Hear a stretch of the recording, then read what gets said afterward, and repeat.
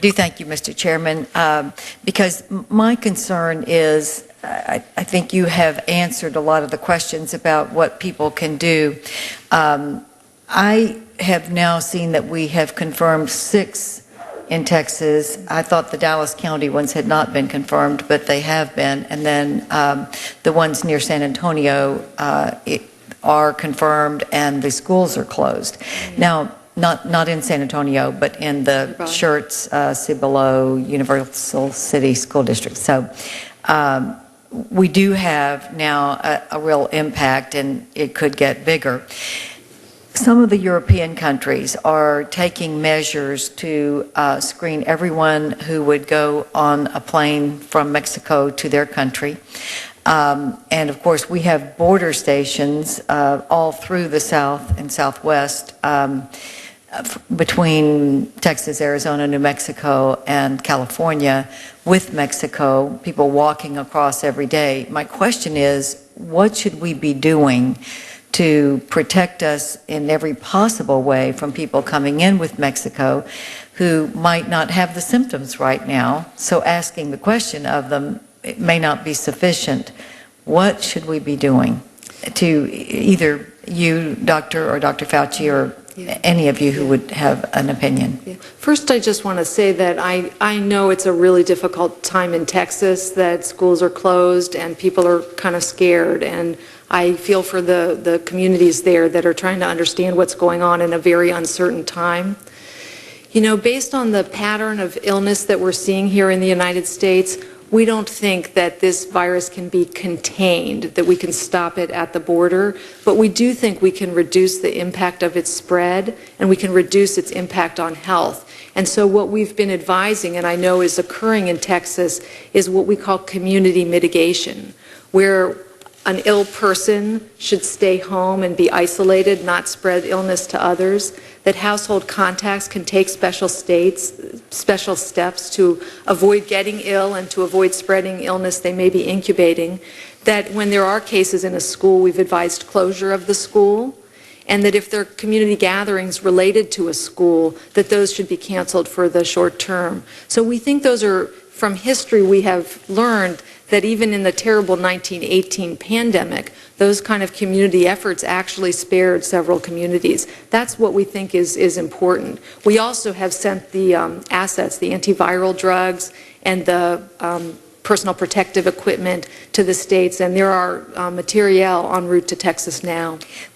So you're saying that you think we should not try to do what we can to keep people from coming in with the disease, but instead just try to mitigate the spread?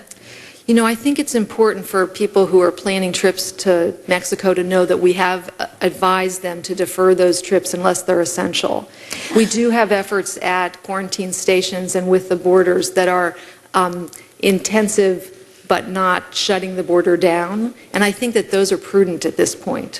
Well, we certainly don't want to interfere with commerce to any great extent, greater than necessary, but wouldn't having the ability to take temperature, for instance, for people who would be getting on a plane from Mexico to come into the United States, that would provide some kind of early detection that perhaps that person should not be traveling into the United States right now.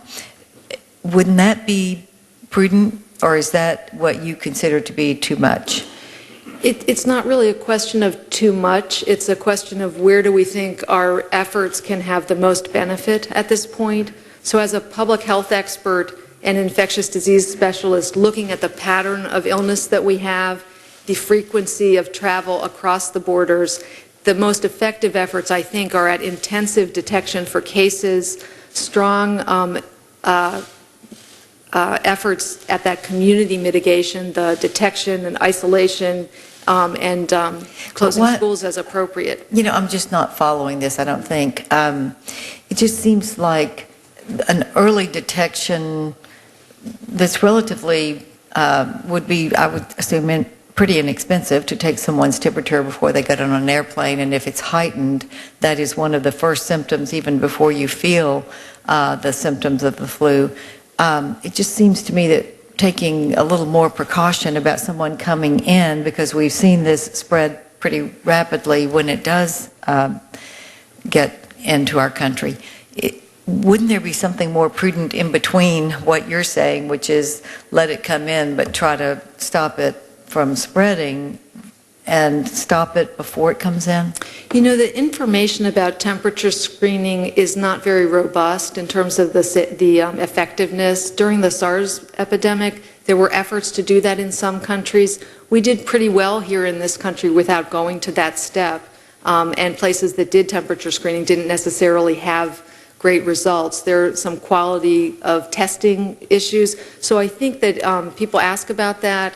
It's important to know that here in the United States, our routine quarantine efforts in partnership with Customs and Border Protection are actually more intense than in most countries, the countries that now have introduced the temperature screening. So I think that it's, it's difficult, and I'm sure that it's a very difficult situation in Texas. But based on what I know, I think we're taking appropriate steps. Any other opinions on the panel that would... Senator Hutchison, what I think that is going on is there is passive screening, what it's called. If somebody appears to be ill, they go through further questioning to determine if they are ill, and then that will be handled. I think one of the difficulties we have, though, is there's anywhere between 24 hours and 5 days between exposure to the virus and actually becoming sick. And there's no way to detect that at the border. So as Dr. Shucker is saying, the system is very imperfect. In a situation like this, we're all going to wish that there's more we could do, but sometimes it's just not possible. So I do think the CDC and the Border Patrol, thank you, the CDC and the Border Patrol are taking the prudent measures based on what works at this time. And as we all wish there was more we could be doing. Well, I think what you've said is relevant, that the time period where it would show, or from the time you're exposed until you know you're sick, seems to vary greatly. And so you wouldn't necessarily be able to tell exposure. It could be in the first couple or 3 days, but you wouldn't maybe get sick for up to 20? Well, I believe that what I've been understanding is it's somewhere between 24 hours on the early side and up to 5 days on the late side. Oh, but 5 I days. defer to the experts here. Mm-hmm.